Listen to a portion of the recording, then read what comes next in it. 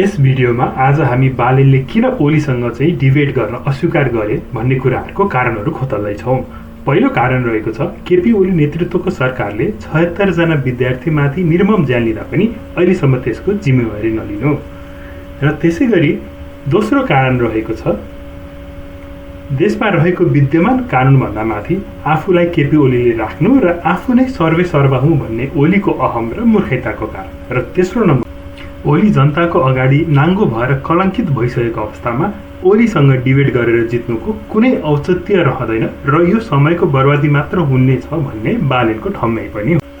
गएको सेप्टेम्बरमा नेपालले एउटा अभूतपूर्व जनलहर देखियो जसको नेतृत्व मुख्यतया जेनजी अर्थात् युवा पुस्ताले गरेका थिए। यो आन्दोलन कुनै राजनीतिक दलको झण्डा मुनि नभई सामाजिक सञ्जाल र युवाहरूको स्वतस्फूर्त आक्रोशबाट सिर्जित थियो। यो आन्दोलनको सुरुवात कहाँबाट भयो यसको बारेमा हामी कुराकानी गर्न जाँदैछौँ। यो आन्दोलन केवल एउटा राजनीतिक विरोध मात्र थिएन, यो त दशकौँदेखि नेपाली युवाहरूको मनमा गुम्सिएको आक्रोशको विस्फोट थियो। यसका मुख्य स्तम्भहरू यस प्रकार छन्। चरम भ्रष्टाचार र नीतिगत व्यथिति, देशमा ठूला ठूला भ्रष्टाचारका काण्डहरू जस्तै भुटानी शरणार्थी प्रकरण, ललिता निवास र सुनकाण्डमा शीर्ष नेताहरूको संलग्नता देखिए पनि उनीहरूलाई कानुनी दायरामा नल्याउनुले युवाहरूमा चरम निराशा पैदा गरेको थियो। सानालाई ऐन ठुलालाई चैन भन्ने उखान चरितार्थ भएपछि जेनजी पुस्ताले सडकबाटै न्याय खोज्ने निर्णय गरे। त्यति मात्र नभएर वैदेशिक पलायनको पीडा र ब्रेन ड्रेन, दैनिक हजारौंको संख्यामा युवाहरू त्रिभुवन अन्तर्राष्ट्रिय विमानस्थलबाट खाडी मुलुक र युरोप अमेरिका पलायन भइरहेको अवस्थाले देश वृद्धाश्रम बन्ने खतरा बढेको थियो। स्वदेशमा योग्यता अनुसारको रोजगारी नपाइनु र भविष्य अन्धकार देखुन नै यो विद्रोहको इन्धन बन्यो।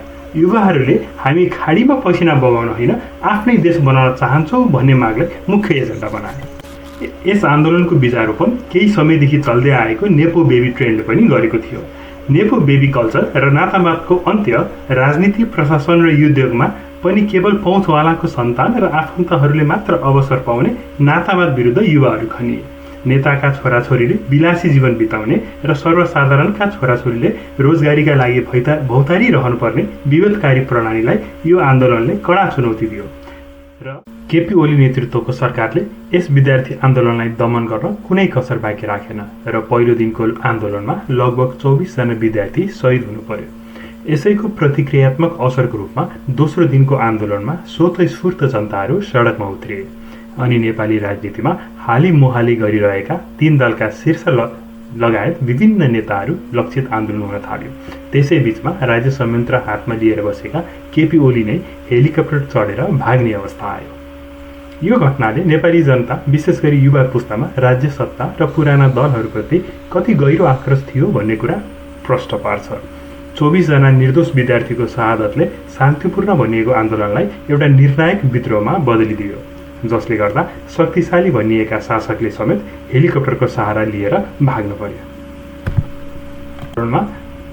अबोध विद्यार्थीहरू शहीद हुन परेपछि त्यसको आक्रोशमा काठमाडौँ महानगरपालिकाका मेयर बालेन शाहले साझ फेसबुक मार्फत ओली लक्षित स्ट्याटस लेखे, जसमा उनले ओलीलाई यति धेरै ससाना विद्यार्थी मर्दा पनि सहानुभूति नजागेको र कहिल्यै आफूले सन्तान देख्न पाएको भएको अरू सन्तानको माया लाग्ने थियो भन्ने आशयको स्ट्याटस पोस्ट गरे। यसै दिनबाट बालेनमा ओलीप्रति घृणा बढ्दै जान थाल्यो। हुन त यसअघि पनि बालेनले गर्न खोजेका कैयौँ काठमाडौँमा सुधारका योजनामा ओलीले भाजो हाल्दै आएका थिए, तर विद्यार्थी आन्दोलनमा ओलीको राक्षसी रूप देखिएपछि भने झनै घृणा बढ्न गयो। यसरी अबोध विद्यार्थीहरूको मृत्यु हुँदा पनि त्यसको जिम्मेवारी लिनुको सट्टा ओली भने प्रधानमन्त्री आफैले गोली चलाएर विद्यार्थी मारेको हो र भन्ने जस्तो गैर जिम्मेवार अभिव्यक्ति दिँदै आफ्नो दम्भ देखाइरहे। अर्को कुरा, सरकारको टुप्पोमा बस्नेले कुन ठाउँमा चाहिँ के घटना घट्छ भन्ने कुनै अप्रिय स्थिति भयो भने, बस दुर्घटना भयो भने पनि प्रधानमन्त्रीले जान्नुपर्ने, थाहा पाउनुपर्ने, किन कार्यकारीको प्रमुख त हो नि त।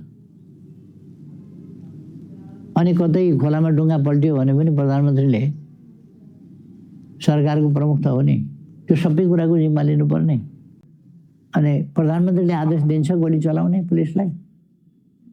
तपाईँहरू जतिको बुझिया मान्छेलाई त यो कुरा त थाहा होला कि यी प्रस्तुत गरिएका यावत परिस्थितिका कारण भावी प्रधानमन्त्रीका रूपमा अघि सारिएका बालेनले अहंकारी केपी ओलीसँग डिबेट गर्न अस्वीकार गरे।